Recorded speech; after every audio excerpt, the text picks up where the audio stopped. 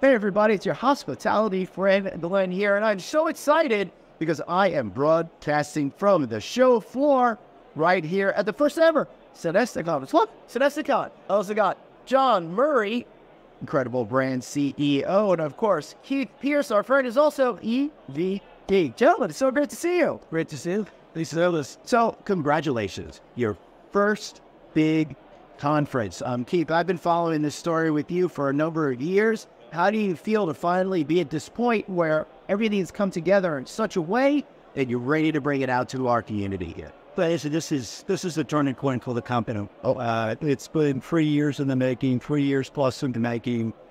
We have over 1,200 attendees, which is a combination of franchisees, our corporate employees, our supplier partners.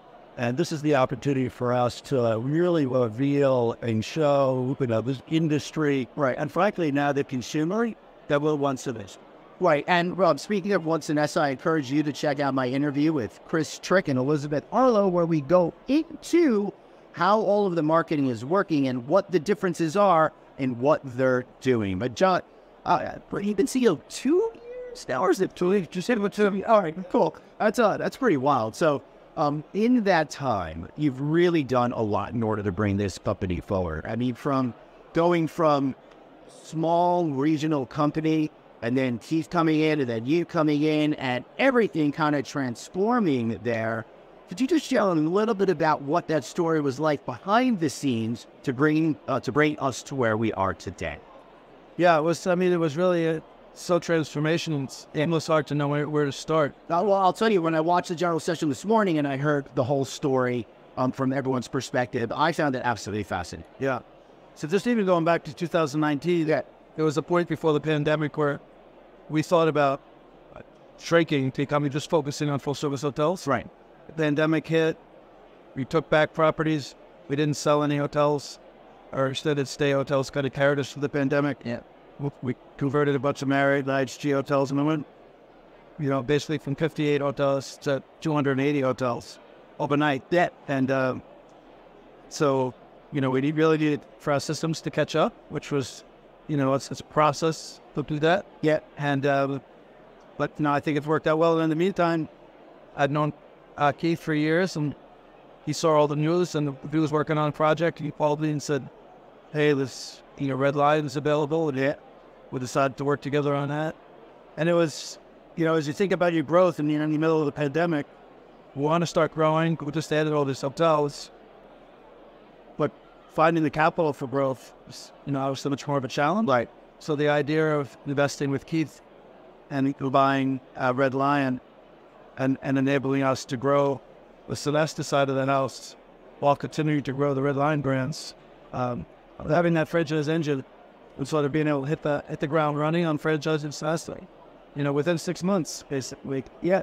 Okay, so just to repeat that again. So it was just a full ownership company. And then I guess it was about 2021 we started to figure out the franchise. I remember it was like a good year where you were like preparing and figuring it out and doing all the documentation and basing some of it on the Red Lion model of doing things, the BVI model of doing things, and kind of bringing it up to today, right? Yeah, again, this was all born out of pandemic. Yep. And as John said, when SVC and John and an important way of leadership, when they were taking back all the hotels from Marriott and IHG, they were playing the whole theater. Right. And during that time, I was in the process of evaluating purchase of a Red Lion hotel company, which truly is a pure franchise asset. All right. And just for those people out there that don't understand, that is traditionally what the major hotel companies that the names of are structured at. And so the thesis was, if we could purchase this platform, and then we could accelerate franchising for the Sonesta portfolio brand. You continue to franchise the RLA experience, but accelerate the franchising for the Sonesta brands. And, it dared out. Within 6 months, we were in the marketplace. We had our first franchise sale in December of 21. And so 2022 was the first full year. The one thing, though, that I really want to make a point of is that, yes, the purchase of the RLH business gave us an accelerator our franchising platform. Right. But that does not mean everything go asset light. No, right. I might be, Continue to own, they continue. and that's what is the difference, I think, with you folks out there. And John, that's really important because, again, a little real quick history lesson. Starting, I think, in like the late 1990s, all the major hotel companies started selling all their big properties and moved to what Keith just said, an asset-light way of doing business. Essentially, they became franchising companies, being a name, a brand, marketing services, that sort of thing, instead of having ownership of a majority of properties. Some may still have a few, but it's very rare. With you, it's very different model. That's correct. We saw, because we were owners, we saw that there was a frustration that the big brands who didn't have an investment in hotels, it sometimes felt like they didn't really care about your return on investment. Right. They had VIPs. It was, our way or the highway. And you could tie in a very small town in the Midwest, you had to convert all your bathrooms to walk-in showers. Right. And you would say, well, why do you have to do that? I'd say, well, it's our research. Differentiator. I'd say, well, when you... Yeah, our research that we did entirely in New York and LA. Right. And I would say, in your research, did you say, would you pay $50 more a night for a walk-in shower? Or did you just say, would you rather have? And so, all right, since they were going to invest with us in it, I'm sure they said, would you rather have, not, and do you pay more? And so we just decided to think about it differently. And so I think what our franchising is resonating with a lot of owners, because they know that if we tell them that they have to everywhere do walk-in showers, then you have to do walk-in showers. Well, I'll tell you what, you did tell the franchisees they have to do something, but you're picking up the bill with the new signage that's there. And I think that, again, really sets the tone for what you're trying to achieve here. Really a story of trying to say, we're in it together. You've got that ownership component, and then you're not forcing them to make this big change. With change feet, which I think is essential to have the By Sonesta name on some brands that folks aren't familiar with as being part of the Sonesta family. Yeah, and I think it's important to highlight that By Sonesta and the signage. We actually took a different approach than most of the hotel companies, in that we went from 17 brands back for 13 years. And so over the course of the last 3 years, we've rationalized our portfolio. We've ensured that each brand has a very clearly defined position in your segment. And then we've retired a couple of brands. We actually own now the fewer brands that we had, a couple of months ago. And once we completed that, then we made the decision that the America's Best Value, Canada's Best Value, Signature Red Lion would be tagged with By Sonesta. That we as a company would pay for that signage. That is not an expensive, to the bit. But frankly, we see it as marketing. Yeah, but we see it as a really good contribution in putting more flags out there with the Sonesta name on it. And so coming out of our general session, we have pre-signed up next year to a trade show, and all of our franchisees are signing up, and they're getting in the queue, and we'll set them up and model out for a small new-based place. That's great. And I felt like today's general session was very symbolic of where you're going. The first few years is, who was Sonesta? And now it's all about having that brand resonate with customers. John, after these 3 years of really hard, intensive work, how does it feel to finally be at the point to have one Sonesta and one big conference where everyone's together? Yeah, it feels great. We have a lot of meetings with our sales organization we put together, our IT organization we put together, that Keith's franchise group that come together, and we're telling them, we're the 8th largest hotel company in the United States, and we're talking about how much growth we've had.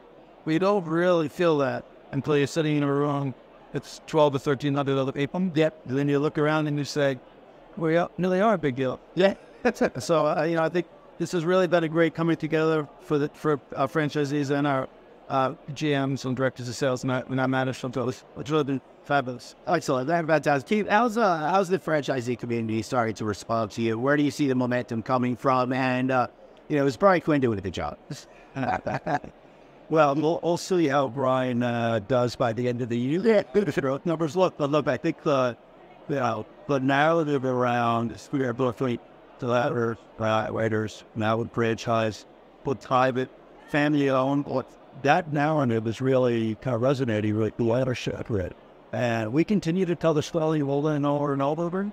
But I can feel the momentum in the inertia. I can feel it really starting to pick up. our deal volume has dramatically picked up across the whole spectrum. And so we're going to have a great year. This is going to be a really big year for us. More data creations and it's really going to set us up for next year and into the future. Sure. That's pretty cool, but it must have been really difficult at first, when you're first rolling it out, when you're really starting small, to be able to get the franchise community on your side, because they're so used to the other options that have been out there. When something new comes along, it takes a while. But with guys like you and Brian and others on the team that have been around, that's probably very helpful with it. Yeah, look, there was a lot of time that we put into the business. We made a commitment. We bought the RLH business to first stabilize that business. I went to Denver buying up to Don. I would have 8 months of that business, and eventually reorganized, as John said, I have a house, they later finance at that right. We shut those Denver offices down. But we really won over the hearts and minds of the RLH community, and that's pretty. Yeah, because if that business isn't stable, they can keep on adding new ones. But if you're going out the back, right, what's happening to be a good? No, it's yeah. So stabilizing that business was a paramount in the exercise. Look, they've been doing franchising their whole lives, and the community is a critically important part of the equation, and. He's got a lot of relationships. So as I said off stage, relationships. So really, that's been in the secret sauce. Yeah, it sure is. And I think that fast, friendly, and flexible, when you say that, have those relationships and people are on the fence, and then you execute a contract within a couple of weeks, and you show a little bit of flexibility on the timing when you get a PIF, so that you're aligned with how we're doing our picks on the ownership side. I think people start to get more comfortable. And for about we really are aligned. Yeah. Everybody likes alignment. And absolutely. But in order to have that alignment and grow for the future, one of the things that resonated with me is that you're building the corporate infrastructure for not just the 1,100 plus properties you have now, but that could take you to 4,000 or 5,000 properties. That's a pretty smart move. Yeah. It's all about once you get a base platform, you have the right systems, then it's the incremental growth it comes at us more quickly and more easily, and it's more profitable. I know this is in your department and all, but how do you all think about that? As technology is rapidly moving forward, yet you're making these huge investments that need to last for a long time. Boy, that's one of the beauties of being the 85-year-old startup that we are, is that we don't have the burden of a bunch of legacy systems. Yep. So what we're creating today is sort of state of the art. So we feel comfortable with kind of life, the shelf life that's going to last for quite a while. That's pretty cool. I'd say for 85, the brand looks pretty good. Yeah, doesn't look a day over 20. It'll make it a lot. Keith, any final thoughts before we get out of here? Well, listen, thanks for coming to our first ever Sonesta. Thanks for having me. It's what you've done every year, and we appreciate your always your support for Sonesta, and look, this is another chapter on, and the second half of the year is going to be big for us in 2025 and beyond. This is awesome. John, final thoughts? I'm just changing the narrative. It's not our first one ever, but it's our best one. Yeah, I love it. You should be in VR. And hey, keep following us as we follow this incredible story of them going from the underdogs to one of the top dogs. That's Steve Pierce. That's John Murray. I'm still Glenn Hausman. Thanks so much for watching. Be sure to check out the all-new NoVacancyNews.com. Site's all new. Looks really great. And also, why not just subscribe to our newsletter? Text the word hotel to 66866. That's hotel to 66866. Thanks so much. Have a great day, and we'll see you next time.